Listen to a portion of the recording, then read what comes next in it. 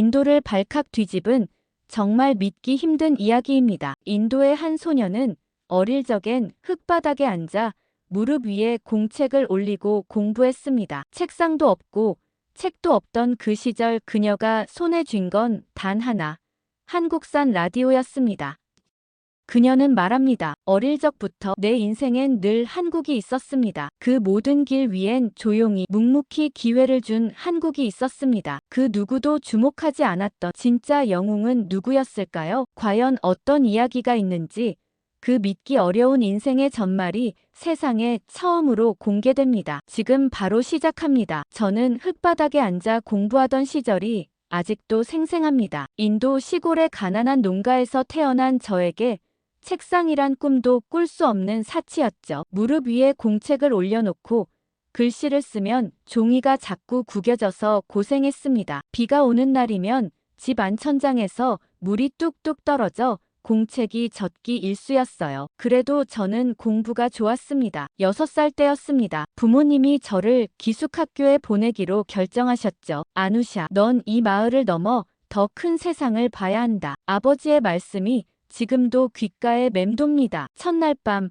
모르는 아이들 사이에서 이불을 뒤집어 쓰고 울었던 기억이 나요. 군대식으로 운영되는 학교 생활은 너무 엄격했습니다. 매일 아침 6시에 기상나팔 소리에 벌떡 일어나 차가운 물로 세수하고 오전 수업, 오후 수업, 그리고 밤 10시에 소등하는 일과가 반복됐죠. 아누샤, 잠은 죽어서 실컷 자는 거야. 살아있을 때는 깨어 있어야 해. 기숙사 사감 선생님의 고함 소리가 아직도 귀에 울립니다. 힘들었지만 이 엄격한 생활이 제 인생의 기반을 다져주었다고 생각해요. 규칙적인 생활, 끈기, 인내심을 배웠으니까요. 하지만 제 인생이 정말 바뀌게 된 건 방학 때 고향에 돌아갔을 때였습니다. 우리 마을에서 유일하게 전기가 들어오는 집이 바로 저희 집이었어요.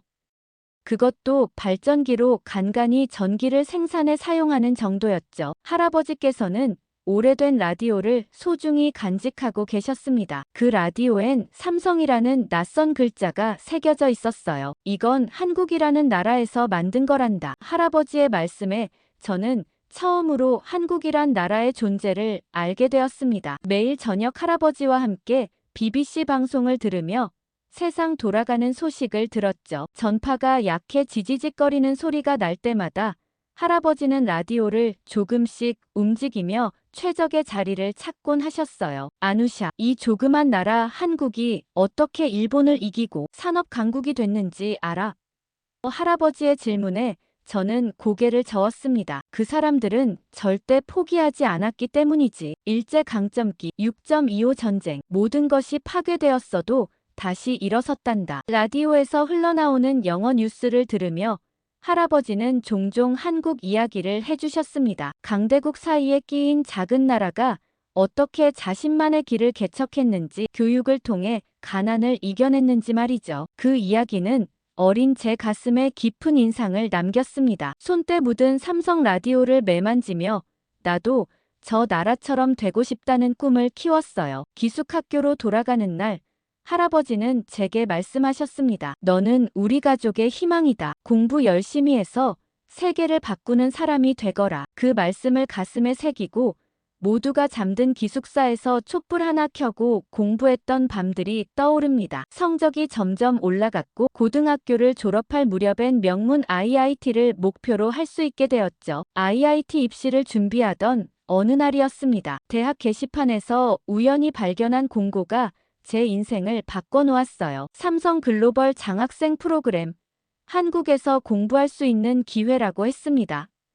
그 순간 가슴이 쿵쾅거렸습니다. 어릴 적부터 제 손에 익숙했던 그 라디오, 할아버지의 이야기 속 그 나라. 이것은 단순한 우연이 아니라 운명이라는 생각이 들었어요. 어릴 적부터 나와 연결된 나라. 저는 곧바로 지원서를 작성했습니다. 밤새워 자기소개서를 쓰고 영어 인터뷰를 준비했죠. 몇 주 후 합격 통지를 받았을 때의 그 기쁨은 말로 표현할 수 없었습니다. 떨리는 손으로 할아버지께 전화를 걸었어요. 할아버지, 제가 한국에 가게 되었어요. 서울대에서 공부하게 됐습니다.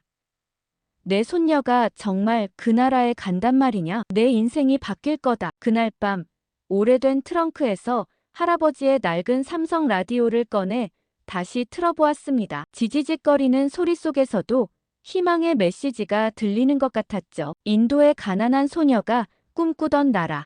그 첫 교과서가 되어준 한국제 라디오를 품에 안고 저는 새로운 미래를 그려보았습니다. 그 작은 전자기기가 제 인생의 나침반이 될 줄은 그때는 몰랐습니다. 저는 처음 한국 땅을 밟았을 때의 그 떨림을 잊을 수 없습니다. 인천공항에 내리자마자 모든 것이 낯설었죠. 한국말은 단 한마디도 할 줄 몰랐고 간판들은 모두 제게는 그림처럼 보였습니다. 서울행 공항버스에 올라타면서 창밖으로 펼쳐진 고층 빌딩들과 반짝이는 불빛들을 보며 입이 다물어지지 않았어요. 정말 제가 여기 와 있는 건가? 가슴이 벅차올랐습니다. 인도 시골의 흙바닥에서 공부하던 소녀가 이제는 세계적인 도시 서울의 한복판에 서 있었죠. 그것도 삼성의 장학생으로요. 서울대 기숙사에 도착했을 때는 이미 저녁이었습니다. 짐을 풀고 있는데 유학생 담당 직원이 찾아왔어요. 아누샤 씨, 한국에 오신 것을 환영합니다. 필요한 것 있으면 언제든 말씀하세요. 그 따뜻한 인사에 갑자기 눈시울이 붉어졌습니다. 고향에서 멀리 떨어진 낯선 땅에서 누군가가 내 이름을 불러주는 것이 이렇게 위로가 될 줄은 몰랐죠. 첫 수업날은 정말 악몽 같았습니다. 교수님의 한국어 강의를 단 한마디도 이해할 수 없었어요. 노트북을 펴고 녹음기를 켜놓았지만 빠르게 지나가는 한국어 단어들을 따라잡을 수 없었습니다. 수업이 끝나고 자리에 홀로 남아 고개를 떨구고 있는데 한 한국 학생이 다가왔어요. 괜찮아요? 제가 도와드릴게요. 그 학생은 자신의 노트를 보여주며 영어로 천천히 설명해 주었습니다. 그날부터 저는 매일 밤 기숙사에서 녹음한 강의를 반복해서 들었어요. 모르는 단어가 나올 때마다 사전을 찾아가며 한 글자 한 글자 배워나갔죠. 아누샤, 오늘은 어떤 단어를 배웠어? 오늘은 노력이라는 단어를 배웠어요. 노력. 기숙사 룸메이트와 나눈 대화가 생각납니다. 그녀는 매일 제가 새로 배운 한국어 단어를 물어봐 주었죠. 작은 관심이 큰 힘이 되었습니다. 교수님들도 놀라울 정도로 배려해 주셨습니다. 특히 전자공학 교수님은 수업 후에 따로 시간을 내어 영어로 개념을 설명해 주셨어요. 아누샤 학생, 질문 있으면 언제든 연구실로 오세요. 당신의 열정이 참 보기 좋습니다. 이런 격려의 말에 더욱 열심히 공부했죠. 삼성 GSP 장학생으로서 저는 매달 장학금을 받았고 여름방학에는 삼성전자에서 인턴십 기회도 얻었습니다. 그곳에서 처음으로 실제 제품 개발 과정을 경험했어요. 제 아이디어가 실제 프로토타입으로 구현되는 것을 보며 가슴이 뛰었습니다. 인턴십 마지막 날 팀장님이 저를 불러 깜짝 제안을 하셨어요. 아누샤 씨, 대학원까지 마치면 우리 팀에 지원해보는 건 어떨까요? 당신의 능력이 필요합니다. 그 말을 들었을 때 제 눈앞에 새로운 미래가 그려졌습니다. 할아버지의 라디오에서 들었던 한국이라는 나라가 이제는 제 꿈의 무대가 될 수 있다는 가능성이 현실로 다가온 순간이었죠. 서울대에서의 학부 과정을 마칠 무렵 삼성에서는 더 놀라운 제안을 해주었습니다. 외국인 장학생으로는 최초로 해외 MBA 기회를 받게 된 것이죠. 아누샤 씨는 우리 회사의 미래 글로벌 리더가 될 자질이 있습니다. 인사팀장님의 말씀에 감사함과 책임감이 동시에 밀려왔어요. 미국 MBA를 마치고 한국으로 돌아왔을 때 삼성전자는 저를 TV 기술혁신팀에 배치해 주었습니다. 제 전공을 살려 TV를 더 얇게 만드는 회로 연구에 투입된 것이죠. 첫 프로젝트는 정말 도전적이었어요. 밤낮 없이 연구실에서 시뮬레이션을 돌리고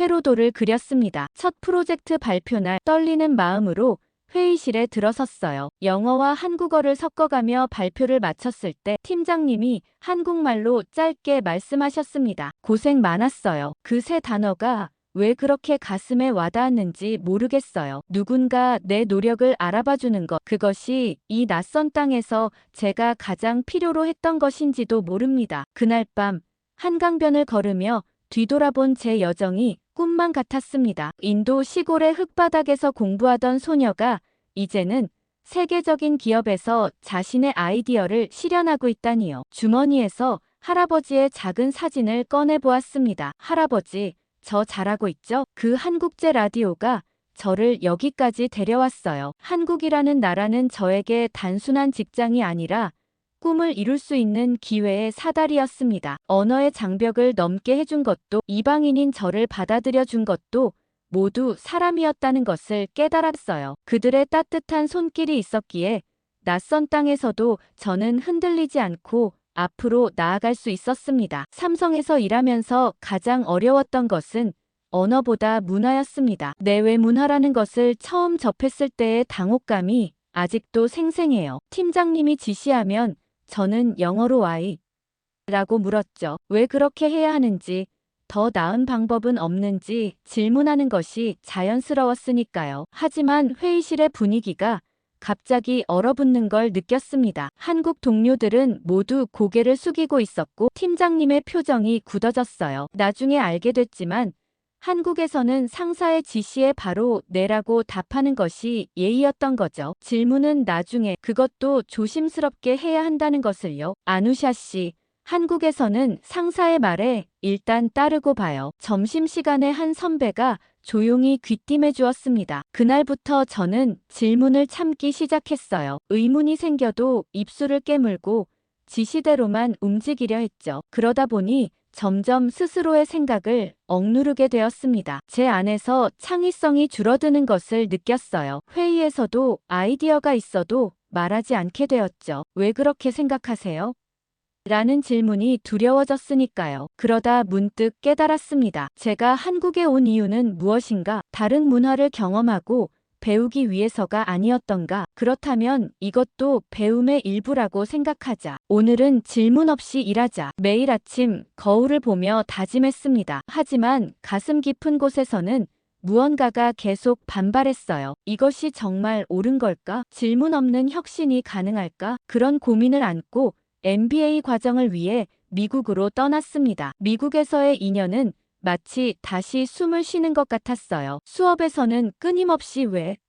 라고 물었고 교수님들은 그런 제 질문에 오히려 박수를 쳐주었습니다. 토론 중심의 수업에서 저는 다시 목소리를 찾았죠. 그러면서도 한국에서 배운 팀워크와 효율성의 가치를 잊지 않았어요. 아누샤, 당신의 질문은 우리 모두를 생각하게 만듭니다. 하버드 교수님의 말이 제 자신감을 되찾게 해주었습니다. 질문이 문제가 아니라 질문하는 방식이 중요하다는 것을 깨달았어요. MBA를 마치고 다시 삼성으로 돌아왔을 때 놀라운 변화를 발견했습니다. 제가 떠나 있던 2년 사이 회사 문화도 조금씩 바뀌고 있었어요. 젊은 임원들이 늘어나면서 더 자유로운 토론 분위기가 형성되기 시작했죠. 팀장님도 "이제는 회의 끝에 질문 있으세요? 라고 물어보셨습니다. 저는 조심스럽게 다시 질문하기 시작했어요. 이 방식보다 더 효율적인 방법이 있지 않을까요?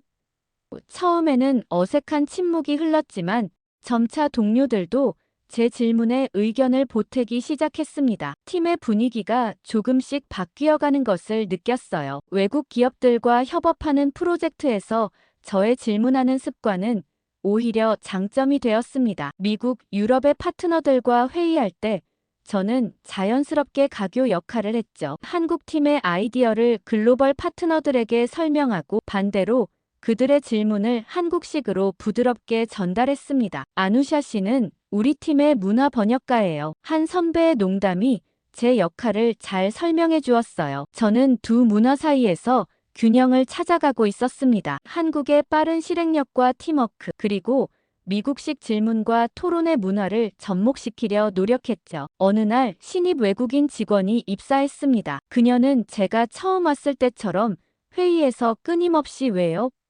라고 물었어요. 팀원들의 얼굴이 굳어지는 것을 보며 제 초기 모습이 떠올랐습니다. 회의가 끝난 후 그녀에게 다가갔어요. 질문은 좋아. 하지만 방법이 중요해. 한국에서는 "왜보다 어떻게 하면 더 잘할 수 있을까요?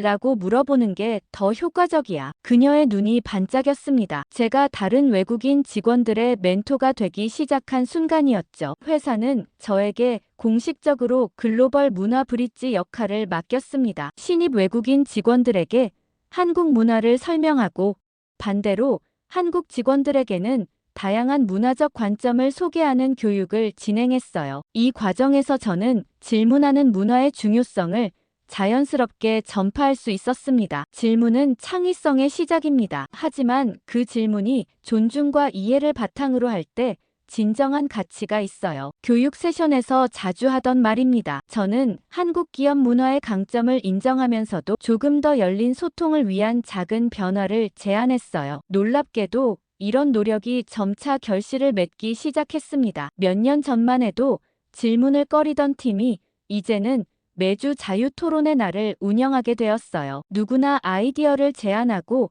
질문할 수 있는 시간이었죠. 이 작은 변화가 팀의 창의력과 생산성을 놀랍게 향상시켰습니다. 문화의 충돌이 가져온 불편함과 갈등은 결국 더 큰 성장의 밑거름이 되었어요. 저는 이제 질문을 참는 사람이 아니라 더 나은 질문을 던지는 사람이 되었습니다. 한국은 변하고 있었고 저 역시 그 변화의 일부가 되어가고 있었죠. 그것이 질문이라는 작은 용기에서 시작되었다는 사실이 아직도 신기합니다. 이 경험을 통해 저는 회사 내에서 기회는 공정하다는 분위기를 체감했습니다. 국적이나 배경보다 능력과 노력이 인정받는 문화가 자리 잡고 있었어요. 물론 처음부터 그랬던 것은 아닙니다. 제가 처음 입사했을 때만 해도 외국인에 대한 미묘한 편견이 있었죠. 하지만 시간이 지나면서 점차 장벽이 허물어지는 것을 느꼈습니다. 타국에서 온 저에게 어느덧 한국은 제2의 고향이 되어가고 있었습니다. 첫 특허 등록은 이 땅에 제 뿌리를 내리는 순간과도 같았어요. 회사 복도를 걸을 때마다 사람들이 제 이름을 불러주는 경험은 정말 특별했습니다. 아누샤 씨, 오늘 점심 같이 먹어요.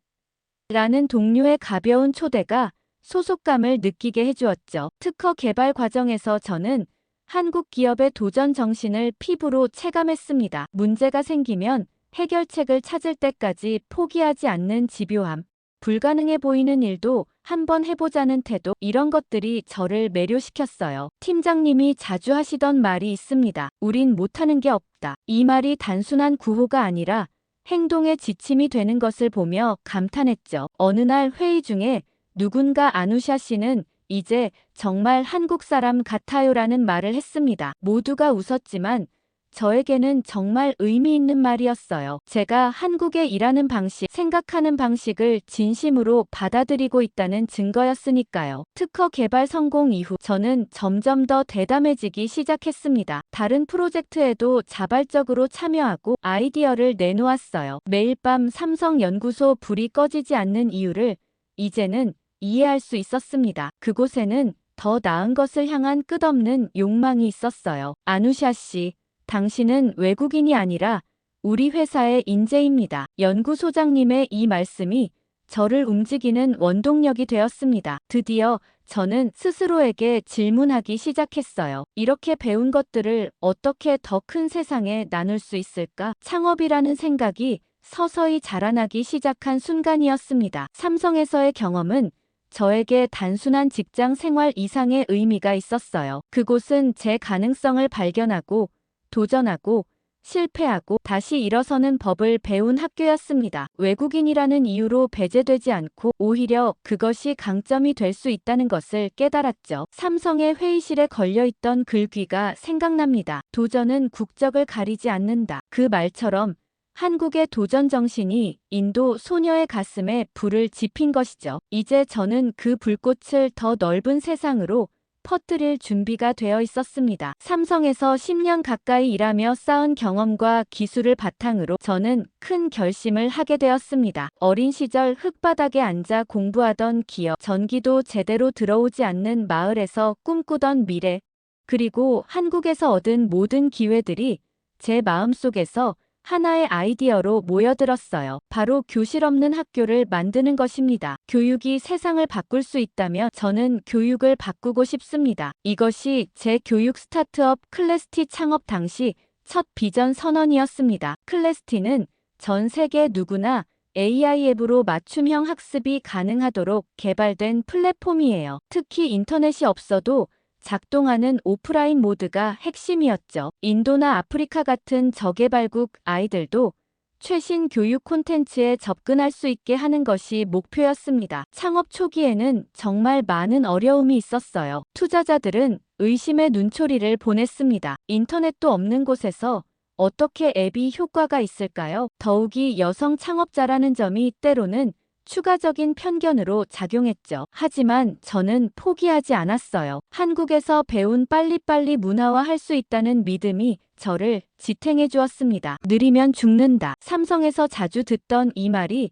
창업 과정에서도 제 행동 지침이 되었어요. 아이디어를 떠올리면 바로 프로토타입을 만들고 피드백을 받아 개선하는 사이클을 반복했습니다. 한국 스타트업 생태계에서 배운 빠른 실행력이 저희 회사의 가장 큰 경쟁력이 되었죠. 창업 6개월 만에 저희는 첫 앱을 출시했습니다. 놀랍게도 한 달 만에 인도, 케냐, 말레이시아 3개국과 파일럿 계약을 체결했어요. 이 속도는 저 자신도 예상하지 못했던 것이었습니다. 한국에서 배운 빠른 의사결정과 효율적인 실행이 만들어낸 결과였죠. 아누샤, 당신은 정말 한국식으로 일하는군요. 인도의 한 투자자가 놀라움을 표현했을 때 저는 가슴이 뿌듯했습니다. 제가 한국에서 배운 것들이 이제는 제 DNA의 일부가 되었다는 증거였으니까요. 클래스티의 가장 획기적인 기능은 선생님과 학생 간의 실시간 상호작용 시스템이었습니다. 인터넷이 없어도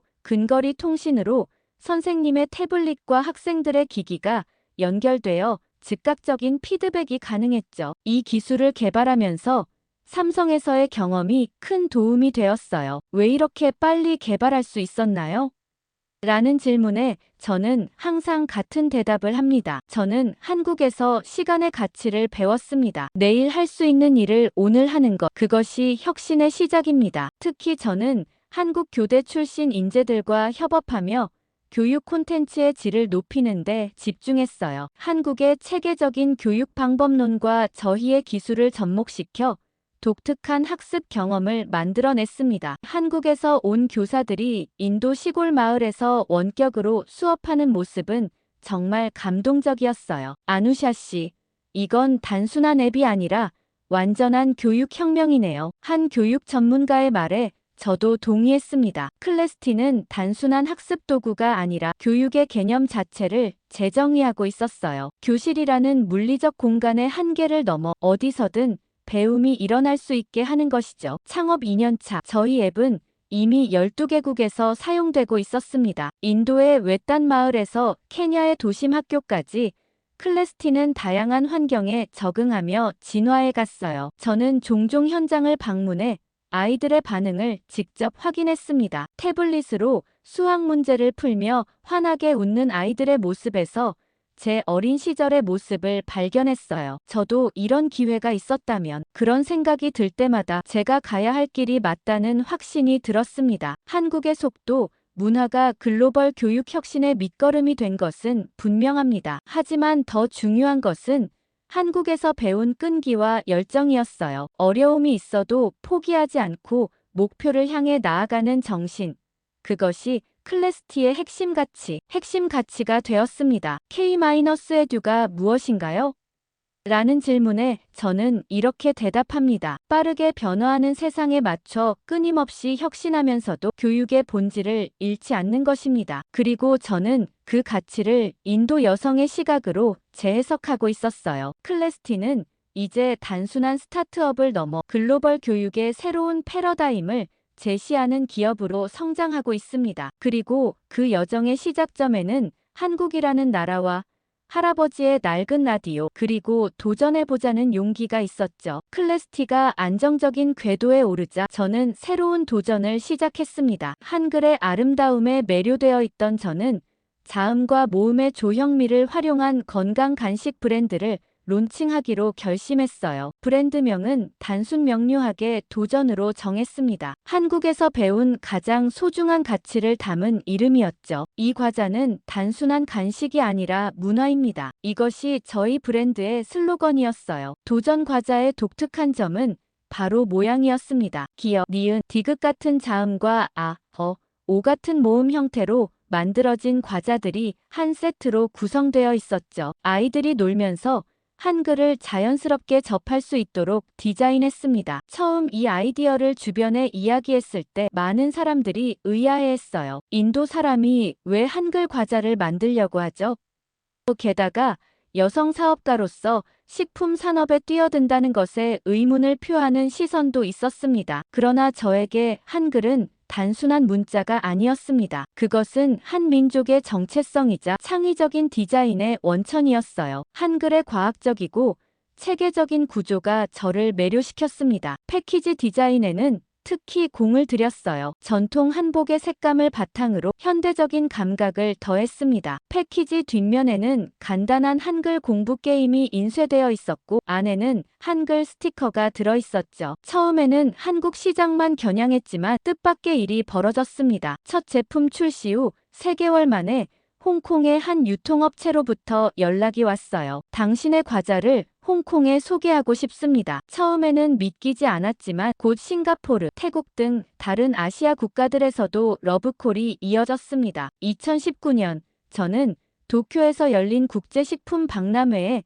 도전 브랜드로 참가했습니다. 수많은 바이어들이 저희 부스를 찾았고 가장 많이 받은 질문이 있었어요. 이 과자는 어디 나라 제품인가요?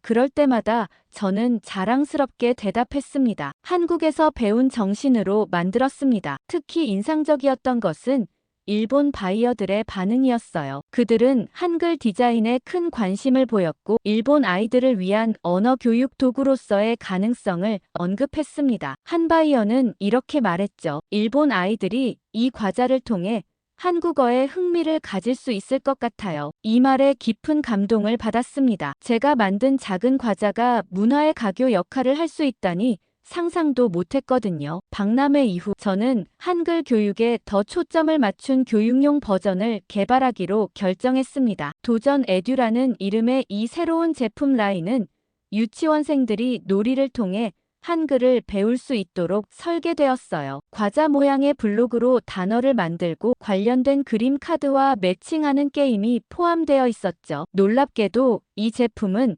한국 내 여러 유치원에서 한글 교육 보조제로 채택되기 시작했습니다. 아누샤 씨, 당신이 만든 과자가 우리 아이들의 한글 선생님이 되었네요. 한 유치원 원장님의 말씀에 가슴이 뭉클했습니다. 외국인인 제가 오히려 한국 아이들에게 한글을 가르치는 도구를 만들다니 인생이란 참 예측 불가능하다는 생각이 들었어요. 더 놀라운 일은 그 이후에 벌어졌습니다. 아시아를 넘어 유럽과 미국의 한글 학교에서도 도전 에듀에 관심을 보이기 시작한 거예요. 한국어를 배우는 외국 아이들에게 친근하게 다가갈 수 있는 교구로 인정받게 된 것입니다. 한글이 이렇게 세계적으로 사랑받을 수 있다니 저는 자주 감탄하곤 했습니다. 그리고 그 중심에 제가 있다는 사실이 믿기지 않았어요. 한 인터뷰에서 기자가 물었습니다. 왜 하필 한글이었나요?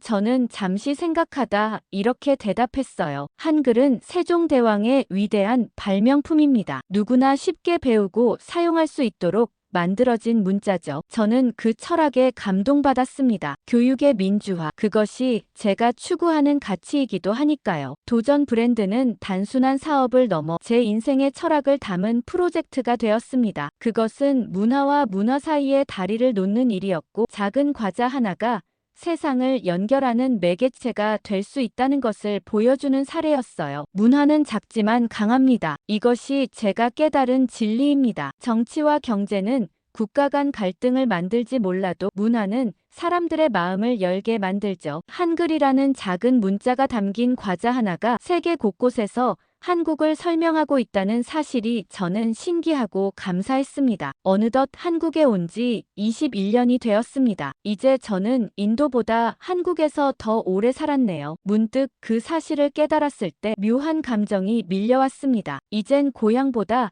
한국이 더 익숙하다라고 말하는 제 자신을 발견했어요. 서울의 골목길, 지하철역, 심지어 날씨의 변화까지도 제 몸과 마음에 깊이 새겨져 있었습니다. 언제부턴가 명절이 다가오면 저희 가족은 김치를 담그기 시작했어요. 처음에는 한국인 남편이 주도했지만 지금은 온 가족의 행사가 되었습니다. 아이들은 양념을 버무리고 저는 배추를 씻고 간을 합니다. 남편은 이런 저를 보며 웃어요. 당신 완전히 한국 사람 다 됐네. 처음 김장을 할 때는 매운 양념 때문에 손이 따가워 고생했지만 이제는 익숙해졌습니다. 오히려 김장이 끝나고 온 가족이 모여 첫 김치를 맛볼 때의 그 순간이 1년 중 가장 행복한 시간이 되었어요. 인도 여성이 한국의 김장 문화를 통해 가족의 의미를 재발견한 것이죠. 엄마, 우리가 인도 가면 거기서도 김치 담글 거예요? 아이의 순수한 질문에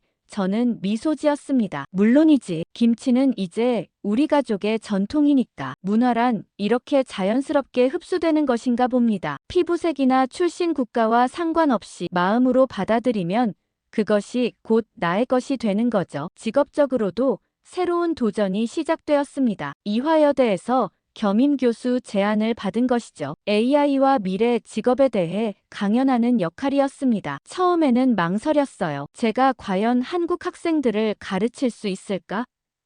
외국인 여성으로서 한국 대학 강단에 선다는 것이 약간 부담스럽기도 했습니다. 그러나 용기를 내어 도전했고 그것은 제 인생에서 가장 보람찬 경험 중 하나가 되었습니다. 아누샤 교수님, 당신의 강의가 제 인생을 바꿨어요. 한 학생이 학기 마지막 날 보내온 메시지에 가슴이 뭉클했습니다. 저는 단순히 지식을 전달하는 것을 넘어 제 경험과 여정을 통해 학생들에게 영감을 주고 싶었어요. 그들에게 세계는 넓고 가능성은 무한하다는 것을 보여주고 싶었죠. 강의실에서 저는 종종 학생들의 열정과 성실함에 감동받았습니다. 밤을 새워가며 프로젝트를 완성해오는 학생들, 끊임없이 질문을 던지는 호기심 많은 학생들, 그들의 에너지가 저에게도 새로운 활력을 불어넣어 주었어요. 여러분은 미래의 주인공입니다. 두려워하지 말고 세계로 나아가세요. 제가 매 학기 마지막 강의에서 하는 말입니다. 그리고 덧붙이죠. 저처럼 낯선 나라에서도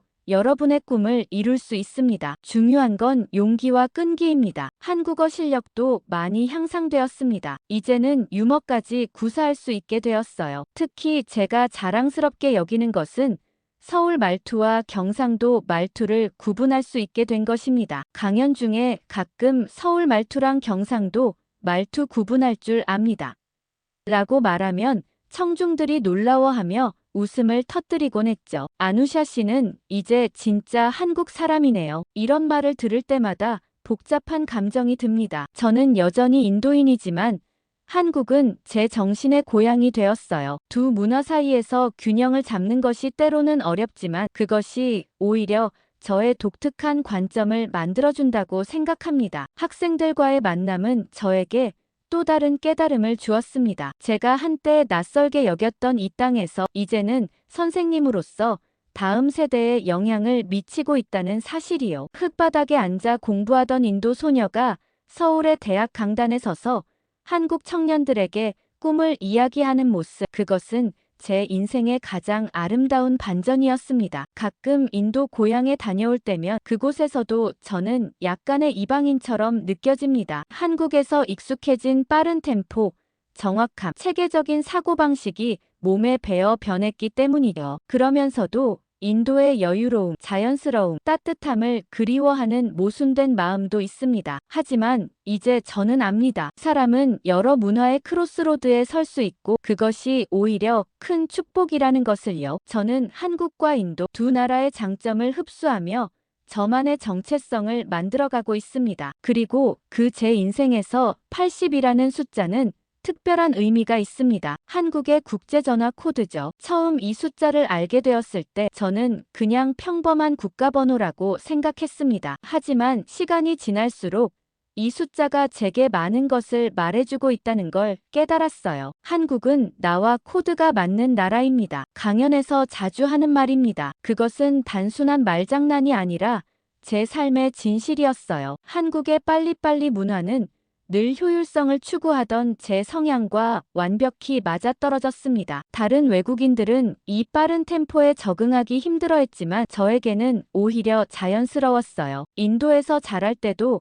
저는 늘 남들보다 빠르게 움직이고 빠르게 결정하는 성격이었습니다. 학교에서도 제출 마감일보다 항상 일찍 과제를 끝냈고 기다리는 것을 참지 못했죠. 그래서인지 한국에 와서도 문화적 충격이 적었던 것 같아요. 오히려 제 안에 잠자고 있던 에너지가 깨어난 느낌이었습니다. 요즘 저는 AI 기술과 교육의 미래에 관한 강연을 많이 합니다. 특히 제가 강조하는 메시지가 있어요. AI는 적이 아닌 세컨드 브레인입니다. 많은 사람들이 AI 때문에 일자리를 잃을까 두려워하지만 저는 다른 관점을 제시합니다. AI는 단순 반복적인 일을 대신해주고 인간은 더 창의적이고 본질적인 문제에 집중할 수 있게 해준다는 것이죠. 진짜 두뇌는 질문하는 뇌입니다. 이것은 제가 강연에서 자주 하는 말입니다. AI가 정보를 제공할 때 우리는 그것을 비판적으로 평가하고